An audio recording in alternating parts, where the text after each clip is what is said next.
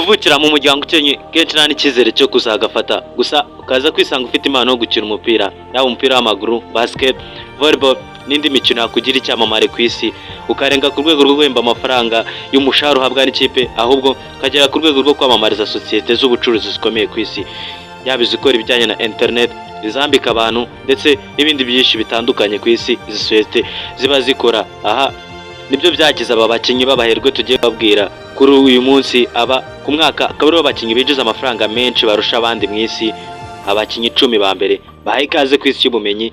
Nje nitwa Jonathan, kandi subscribe tujye tubana buri munsi mu biganiro nk'ibi. Bahaye ikaze.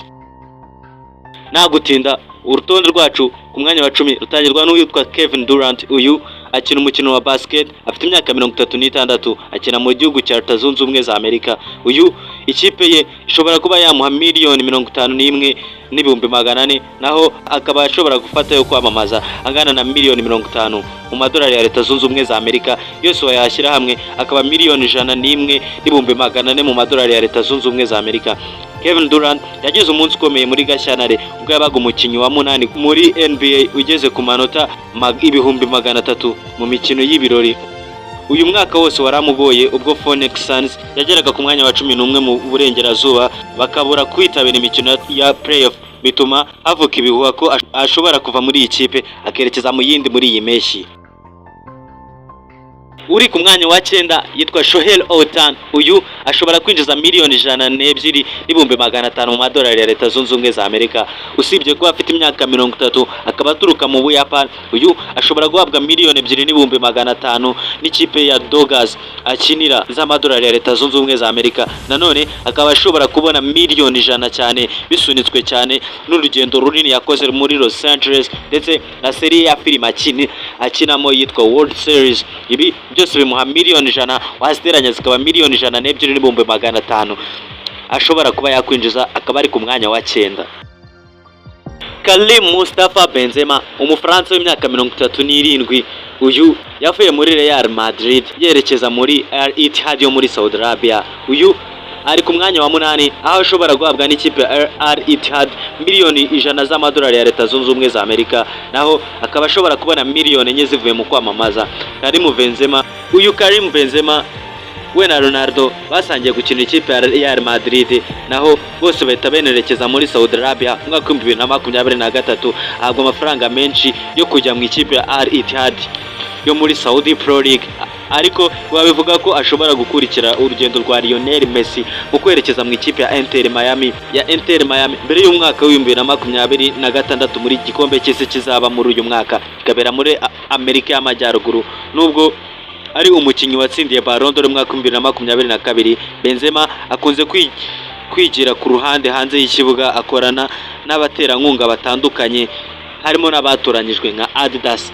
Mu kiganiro kuri Mega TV yo muri Espagne yavuze ko akunda ubuzima butuje i Madrid kurusha ubwamamare bwo muri Saudi Arabia, aho yagize ati hari igihe nsohoka njya gufata ifunguro cyangwa ku mucanga, ariko hano muri Saudi Arabia ntushobora gutambuka kuko abana bari benshi bagushagaye kuko basajijwe n'umupira w'amaguru. Ku mwanya wa 7 turasanga Juan Soto. Uyu ashobora gufata miliyoni 114 mu madolari ya Leta Zunze Ubumwe za Amerika. Uyu mukinnyi yatsinda ibihembo bitandukanye nk'igihembo cya Silver Slugger inshuro 3. Amasezerano ye ndetse yaranazamurwa cyane, aho ikipe yakiniraga atangiye kubona abafana benshi ndetse itangira kwamamara cyane. Asinya amasezerano y'imyaka 15 azazahabwamo miliyoni 765. Joan Joto, uyu yasinye amasezerano n'amasosiyete akomeye nka Celsius Energy Drinks ndetse na Call of Duty video game na Bank Penny Reserves yo muri Repubulika ya Dominica na Bill President Beers. Iyi nayo ni inzoga ikomeye cyane. Ibi byose nibyo bimuha amafaranga menshi, bikamugira uwa 6 yembwa amafaranga menshi ku mwaka ku rutonde rw'abakinnyi binjiza menshi. Ku mwanya wa 6 turasanga LeBron James.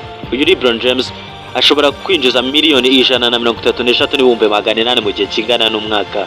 Uyu LeBron James amaze imyaka 22 akina muri shampiyona ikomeye kurusha izindi ya basket ku isi NBA. Nyuma y'uko iyi myaka ishize yatangaje ko ashobora kurangiza ndetse akanahagarika gukina umukino wa basketball.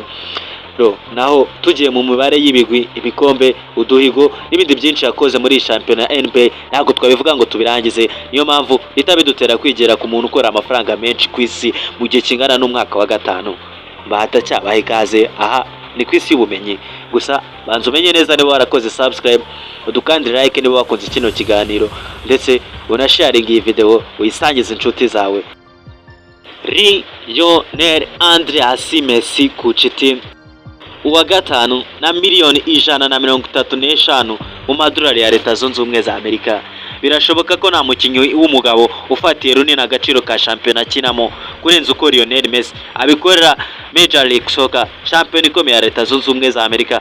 Birashoboka ko no mu mateka y'umupira w'amaguru nta mukinnyi uzigera utwara Ballon d'Or 8.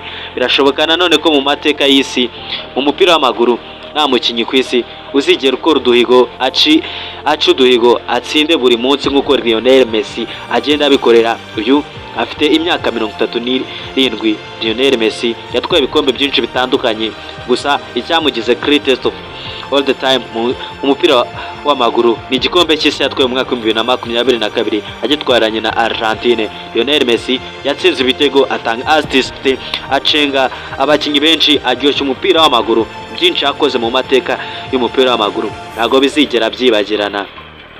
Uyu Lionel Andreas Messi kuri rutonde rw'abenjiza menshi kuri iyi si azaho ari uwa gatanu. Uyu mu myasinyanye imyaka 3 n'iyi kipe akinamo ya Inter Miami yo muri Leta Zunze Ubumwe za Amerika.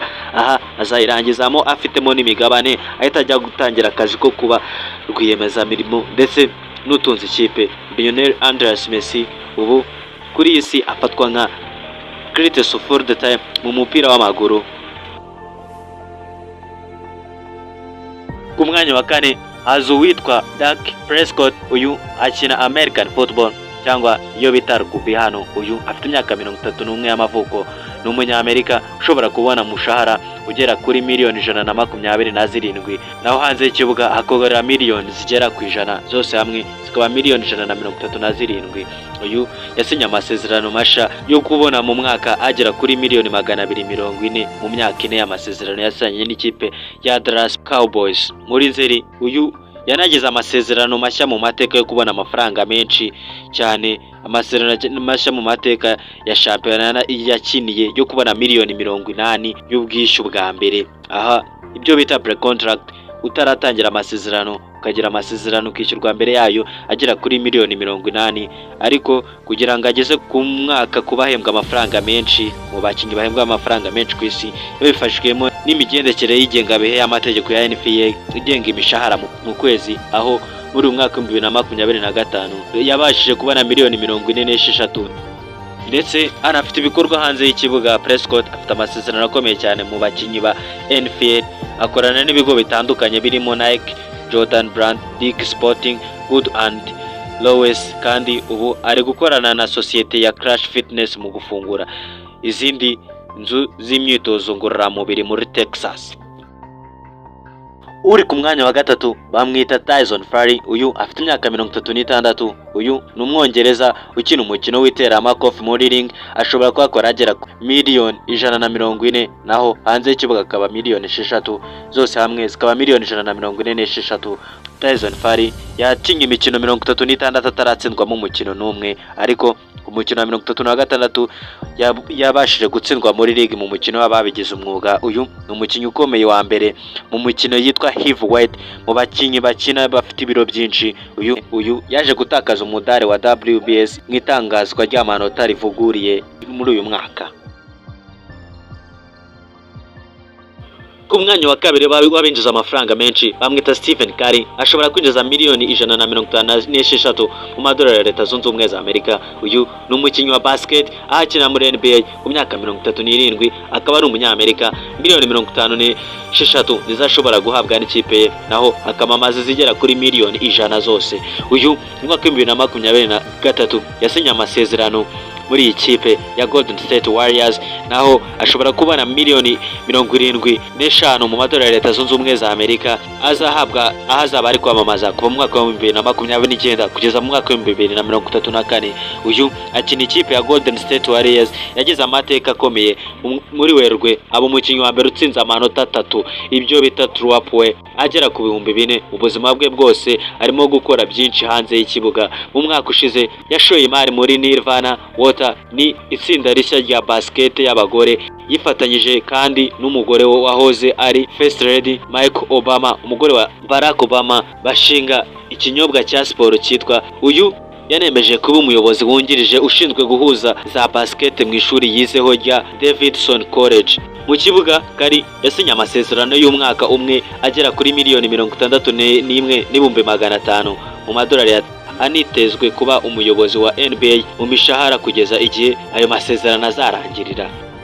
Ndabizi mwese munyotewe no kumenya uri ku mwanya wa mbere, ariko benshi buranamuzi kuko mwamubonye kuri thumbnail y'iki kiganiro. Ni Cristiano Ronaldo de Santos Aveira, umunyaportugal w'imyaka 40 ukina umupira w'amaguru.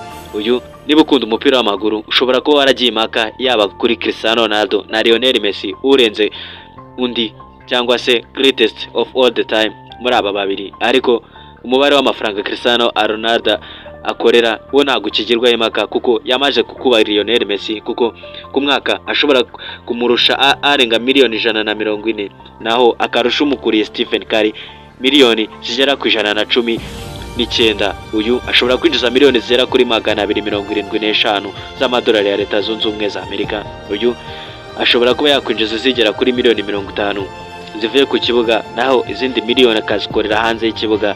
Cristiano Ronaldo yatsinze igitego mu mukino wabahuje n'ikipe ya Espagne wa UEFA Nations League aho begukanye kino gikombe. Ibi byatumye Ronaldo aba umukinnyi wa mbere ukina umupira w'amaguru utsinze ibitego bigera kuri 900 mu mikino mpuzamahanga yemewe n'amategeko. Cristiano Ronaldo yagize ibikorwa byinshi biturutse hanze y'ikibuga ugereranyije n'abandi muri uyu mwaka. Umwaka ushize uyu rutahizamu wa Al Nassr yongeye gushora imari mu kigo gikora ikoranabuhanga ryo kwambara n'uruganda rukora indyo y'inyongera mirire. Hanyuma muri Mata, Cristiano Ronaldo yatangaje ko ari gukora studio ya cinema afatanyije na Matthias, kandi akaba ari n'umuyobozi wa filimi yitwa Kingsman.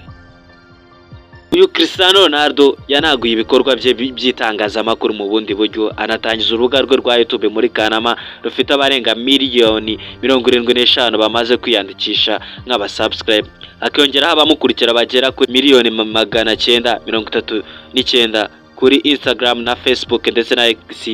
Uyu Cristiano Ronaldo nanone afatanyije ubucuruzi ndetse anakorana n'umuntu winjiza amafaranga menshi kuri YouTube yitwa Mr Beast. Yanahindura urubuga rwe rwo gucururizaho ibiganiro muri Gashyantare, anatangira kwerekana ikinamico ya Padel yabereye i Riyadh aho imaze kugira abarebyi barenga miliyoni 600. Bashimire niba mwarebye iki kiganiro mukakigeza ku musozo. Nje nitwa Jonathan, tuzasubire mu bindi biganiro.